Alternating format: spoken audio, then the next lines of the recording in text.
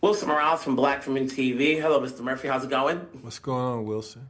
Good. I don't know if you remember, I had the pleasure of moderating you back in the days when you were promoting Dolomite, so it's good to talk to you again. Oh yeah, I remember you. Hey, so, when you think back, why now? Why put yourself on camera and telling us about your life story, giving us a glimpse of what we may not know already? It kind of happened on its own. This started out. It didn't start out. We didn't start out trying to be do a documentary like this. This started out. I was going to do stand up again, and it was like, hey, let's document. Let's go and do a documentary about putting the whole show together because I hadn't done it since I was 27. Let's see the documentary about that, and we started doing that. We started shooting it, and then the pandemic hit. And everything got shut down, and we got quarantined for 2 years. And after the end of the pandemic, I was like, "Shit, I ain't going out there doing no stand-up." But we kept we kept shooting the documentary, and it kind of turned into this. And now it worked out perfect because next year, this coming year, is my 50th year in show business. So it works out. I should just say we decided to do it now because it's 50 years in show business. That'd have been the show. As I watched some of the highlights on screen, I go, well, why didn't he direct again after Harlem Nights? Although it may, on paper, it may say it was a disappointment, but we see it as a classic. And how come not another romantic movie like Boomerang?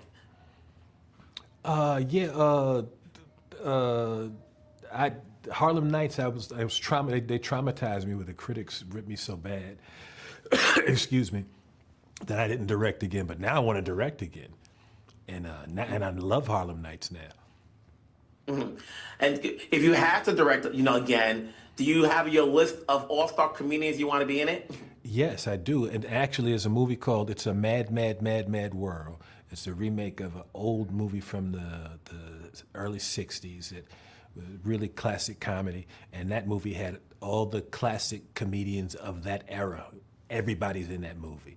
And if I do It's a Mad, Mad, Mad World, it's going to be the same thing. It's going to be the who's who, anybody that made you laugh over the last 25, 30 years, they're going to be in that picture.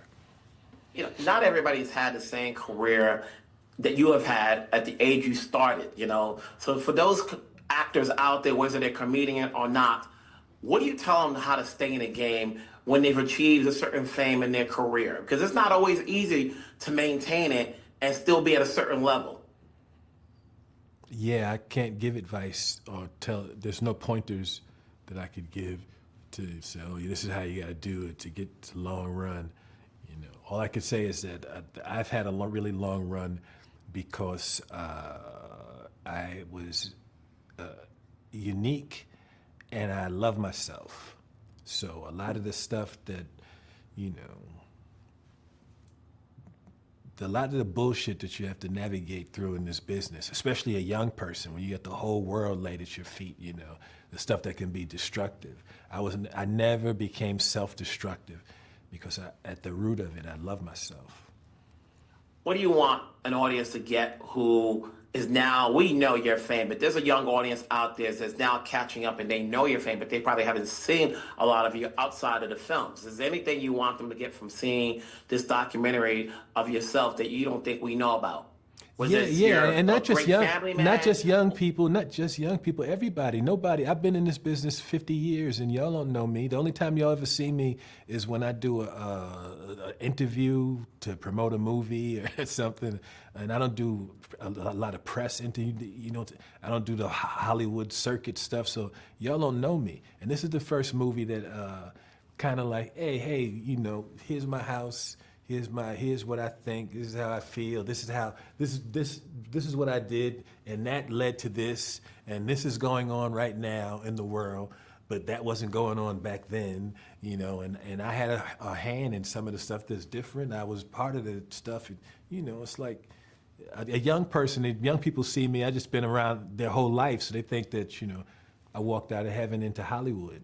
And that's not what happened, I had to navigate this minefield. Mr. Murphy, it's been a pleasure talking to you. Obviously, continue with the success. I mean, looking forward to seeing this project you talked about. So like, let's put it together. We're out there to support. Thanks, bro. Take care. Yeah, man.